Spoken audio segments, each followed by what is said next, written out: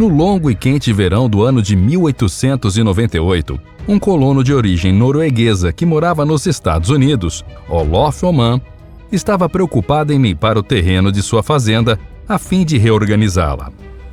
Ao extrair uma árvore no seu terreno, para sua surpresa, o homem encontrou emaranhada na raiz da árvore uma laje de pedra em um formato retangular. A pedra possuía 79 centímetros de altura, 41 de largura e 15 centímetros de espessura, e não se parecia com nada com que ele já havia visto. Ainda mais que isso, na laje haviam inscrições em caracteres rústicos, fazendo crer ao fazendeiro que se tratava de rúnicas, descrevendo alguma mensagem especial para aqueles que a descobrissem. No caso, o descobridor era ele mesmo, Olof Oman. O homem acreditava que a mensagem poderia revelar algum tipo de conhecimento de fatos transcendentais, algo que há muito tempo havia sido perdido, por isso, levou a pedra para especialistas. A partir daí, se formou um dos maiores mistérios da ciência escrita, o mistério da Pedra de Kensington. E é isso que veremos no vídeo de hoje. Mas antes de assistir, pedimos que se inscreva no canal e ative o sininho. Assim você apoia o Megavídeo e nos motiva. Muitas pessoas, após a descoberta, destinaram seu tempo a decifrar a possível mensagem descrita na pedra encontrada na fazenda de Olof Oman. A primeira versão das intrigantes inscrições foi destinada a um personagem de nome Paul Knudsen, um cavaleiro norueguês que supostamente teria chefiado uma expedição fracassada de soldados missionários até as cabeceiras do Rio Vermelho, em Minnesota, nos Estados Unidos, região próxima de onde a rocha foi descoberta.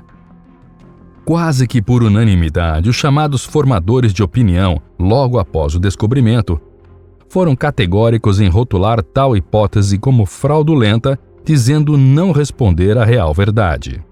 Com o passar do tempo, estudos mais profundos, avalizados até mesmo pelo respeitabilíssimo Smithsonian Institution, com a anuência de eruditos do porte de Dr. Matthew W. Stirling, chefe do Bureau de Etnologia Americana, uma instituição oficial, atestou que a Pedra de Kensington, como ficou conhecida, era talvez o objeto arqueológico de maior importância até aquela data descoberto na América do Norte.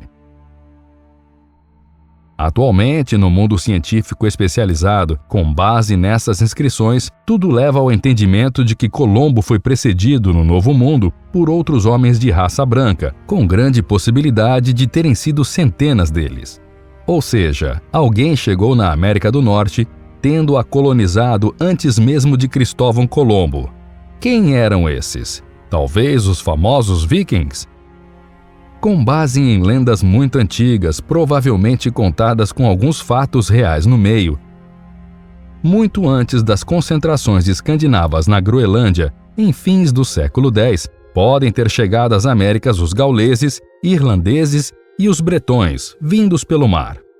Todavia, embora fossem homens de grande valor pelos trabalhos árduos que executavam, como agricultura, pesca e etc., eram totalmente iletrados, resultante de uma época de pouco valor para as letras, ou seja, para quem tinha capacidade de ler e escrever. Partindo desse pressuposto, os fatos parecem refletir no entender dos estudiosos que realmente Paul Knudsen, supostamente descrito nas palavras da pedra, foi o primeiro homem branco possuidor de conhecimentos mais intelectuais a pisar no continente norte-americano, juntamente com seus comandados de expedição. Contribuindo significativamente para consolidar de vez a espetacular descoberta da época, havia também o fato de o colono Olof Oman ser considerado por todos como um cidadão íntegro, acima de qualquer suspeita em conceber ou mesmo perpetuar alguma forma de fraude de tamanha envergadura. Afinal, se a pedra fosse mesmo uma fraude, seria uma das maiores de todos os tempos, principalmente na história dos Estados Unidos. Devido a isso, por sugestões de amigos e vizinhos, Oman entregou a pedra a um respeitado antiquário da localidade. Este, por sua vez, a remeteu para a Universidade de Minnesota, aonde, como fiel depositário, ficou sendo o eminente professor O.J. Breda, já naquela época, respeitado como sendo um dos maiores conhecedores em assuntos e inscrições escandinavos. Para surpresa geral, com relativa facilidade, o professor Breda decifrou grande parte dos dizeres inscritos na pedra em sua maioria em caracteres runas noruegueses. Por serem noruegueses, quer dizer que faziam parte do primitivo alfabeto utilizado pelos povos germânicos muito tempo atrás. Outros símbolos, porém, aparentemente nada significaram para o eminente professor. Posteriormente, esses símbolos foram reconhecidos como sendo a representação de números, mas por esse motivo não era possível entender o seu significado. O professor Breda publicou alguns de seus resultados traduzindo a pedra descoberta por Olof Oman. Segundo o professor, a pedra conta com a história de uma viagem feita por 8 suecos e 22 noruegueses durante uma exploração através do oeste. Em certo momento, eles acamparam ao norte de onde a pedra foi encontrada, andaram e depois realizaram atividades rotineiras. Uma oração também é registrada nas pedras e em algum momento a data também é descrita, ano de 1362. Em algum momento das pesquisas, mais precisamente no momento em que a suposta tradução foi divulgada pelo professor O.J. Breda, logo a Pedra de Kensington foi declarada como uma obra de fraude, uma falsificação. Resumidamente, os argumentos que pesquisadores usaram para dizer isso foram que, primeiro, a própria linguagem traía sua origem suspeita. Segundo eles, a mistura de norueguês, sueco e do que parecia ser inglês antigo era uma prova de confusão e não originalidade. Em segundo lugar, é fato que nos tempos em que se usavam os caracteres rúnicos, os suecos e os noruegueses eram inimigos, intransigentes, o que fazia crer ser um empreendimento inverossímil uma expedição conjunta. Não era possível que esses povos estivessem juntos numa viagem, visto que eram inimigos severos. Um terceiro argumento usado é de que as 3 letras presentes na rúnica, as letras A, V e M, eram de origem latina, usada pelos maias, e não de origem rúnica. Ainda mais, nas inscrições também havia o agravante do alfabeto romano ter sido introduzido na Escandinávia no começo da chamada Idade Média. Mesmo que, por exemplo, a data da inscrição da escrita, datada do ano de 1362, tivesse sido negligenciada no parecer do professor, os caracteres que a representavam não pareciam ser da escrita rúnica primitiva, ainda que a data dissesse o contrário. Assim, até mesmo por lógica natural, qualquer nórdico que tivesse chegado ao Minnesota Central, que por si só já era um grande feito, devia ter partido das colônias da Groenlândia, cuja fundação deve-se ao lendário Eric, o Ruivo. Porém, isso deveria ter acontecido em data incerta e em algum momento durante o século XII. No entanto, apesar de naquele momento a Pedra de Kensington já ser considerada uma farsa, para um parecer mais amplo, a pedra foi enviada para a Universidade de Northwestern para um exame mais detalhado por peritos em escrita rúnica.